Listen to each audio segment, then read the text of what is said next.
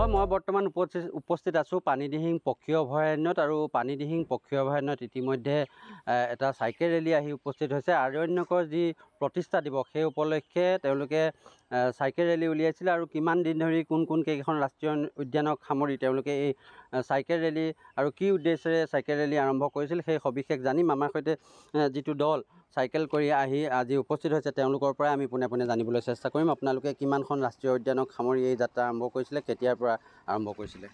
আমি আৰণ্যকৰ প্ৰতিষ্ঠাম বৰ্ষপূৰ্তি উপলক্ষে বছৰজোৰা কাৰ্যসূচীৰ অন্তৰ্ভুক্ত আমাৰ ৰাইট ফৰ কনজাৰ্ভেশ্যন, এই ৰাইট ফৰ কনজাৰ্ভেশ্যন শীৰ্ষক এই অনুষ্ঠানত আমি অসমৰ 7খন ৰাষ্ট্ৰীয় উদ্যান চাইকেলেৰে ভ্ৰমণ কৰাৰ এক পৰিকল্পনা হাতত লৈছিলোঁ। আৰু ইতিমধ্যে আমি কাজিৰঙাৰ পৰা ওৰাং ৰাষ্ট্ৰীয় উদ্যান প্ৰায় 200 কিলোমিটাৰ আৰু ওৰাং ৰাষ্ট্ৰীয় উদ্যানৰ পৰা মানাহ আৰু ৰায়মনা ৰাষ্ট্ৰীয় উদ্যান প্ৰায় 450 কিলোমিটাৰ, মুঠ আমি 10 দিন চাইকেল যাত্ৰা কৰিলোঁ। আৰু পৰৱৰ্তী সময়ত যোৱা পৰহি আমি কাজিৰঙা ৰাষ্ট্ৰীয় উদ্যানৰ সঞ্চালক মহোদয়ৰ কাৰ্যালয়ৰ পৰা আমি এই যাত্ৰা আৰম্ভ কৰিছোঁ। প্ৰথম দিনা আমি আহি গিবন অভয়াৰণ্যত আমি উপস্থিত হ'লোহি। আজি ৰাতিপুৱা গিবন অভয়াৰণ্যত আমাৰ যোৰহাটৰ DFO মহোদয়ে আমাৰ ৰেলীটোৰ ফ্লেগ অফ কৰিলে আৰু আমি আহি পেলাই এই মুহূৰ্তত পানীদিহিং পক্ষী অভয়াৰণ্যত আহি উপস্থিত হৈছোঁহি।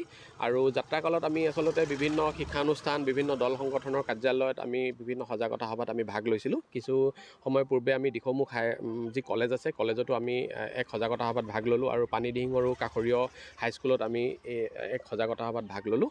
আৰু আমাৰ এই যাত্ৰাটোত সহযোগিতা আগবঢ়াইছে আমাৰ কেওখন ৰাষ্ট্ৰীয় উদ্যান কৰ্তৃপক্ষই। অসমৰ বন বিভাগৰ লগতে কেওখন অভয়াৰণ্যৰ কৰ্তৃপক্ষ আৰু ৰাষ্ট্ৰীয় উদ্যান কৰ্তৃপক্ষই সহায় সহযোগিতা আগবঢ়াইছে আৰু তেখেতসকলে উৎসাহ জনাইছে। আৰু আমাৰ এই যাত্ৰা চলি যাব আৰু পৰৱৰ্তী সময়তো আমি ইয়াৰ পৰা পানীদিহিঙৰ পৰা আমি আমাৰ ডিব্ৰু-চৈখোৱা ৰাষ্ট্ৰীয় উদ্যান আৰু দিহিং পাটকাই ৰাষ্ট্ৰীয় উদ্যানত এই পৰ্যায়ৰ আমি সামৰিম। আৰু সামৰি আমি উভতিম, আকৌ কাজিৰঙালৈ উভতিম। পৰৱৰ্তী সময়ত আৰু আমাৰ নামেৰি ৰাষ্ট্ৰীয় উদ্যান আছে আৰু লাওখোৱা বুঢ়াচাপৰি অভয়াৰণ্য আছে, সেই পৰ্যায়তো আমি আমাৰ যাত্ৰা অব্যাহত ৰাখি শেষ কৰিম। হয়, আমাৰ সৈতে অৰণ্যকৰ বিষয়ববীয়া আছে, আমি তেওঁলোকৰ পৰাও অকণমান জানিব বিচাৰিম। এই যি আপোনালোকৰ প্ৰতিষ্ঠা দিৱস নহয় জানো? হয়। আজি কিমান সংখ্যক প্ৰতিষ্ঠা দিৱস? আমাৰ 35 নম্বৰ প্ৰতিষ্ঠা দিৱস পূৰ্ণ হৈছে 2024 চনৰ 9 ছেপ্টেম্বৰত। আৰু আমি এটা ডিচিশ্যন লৈছিলোঁ যে 9 ছেপ্টেম্বৰ 2024 পৰা 9 ছেপ্টেম্বৰ 2025লৈকে এটা বৰ্ষৰ আমি গোটেই বৰ্ষটোতে এনেকৈ উদযাপন কৰিম আমাৰ এই 35 বছৰৰ যোনটো যাত্ৰা। আৰু উদযাপন কৰাৰ ক্ষেত্ৰত আমি বিভিন্ন দিশত আমি এনেকৈ ভাগ কৰি লৈছিলোঁ যে আমাৰ আলোচনী সভা হ'ব, বিভিন্ন জেগাত হ'ব, বিভিন্ন দল সংগঠনৰ লগত হ'ব, কমিউনিটিজৰ লগত হ'ব। তাৰ উপৰিঞ্চি আমি এটা ৰাইট ফৰ কনজাৰ্ভেশ্যন যোনটো আজি আপোনালোকে ইয়াত পানীদিহিঙত যি দেখিবলৈ পাইছে, এইটো চাইকেল যাত্ৰা তেওঁলোকে বিশেষ এটা যাত্ৰা অৱলম্বন কৰি আহিছে আৰু এইটো দিহিং পাটকাই ৰাষ্ট্ৰীয় উদ্যানত গৈ শেষ হ'ব। এইটো গোটেই বছৰটোৰ যিখিনি কাৰ্যসূচী আছে তাৰে এটা ভাগ হয়।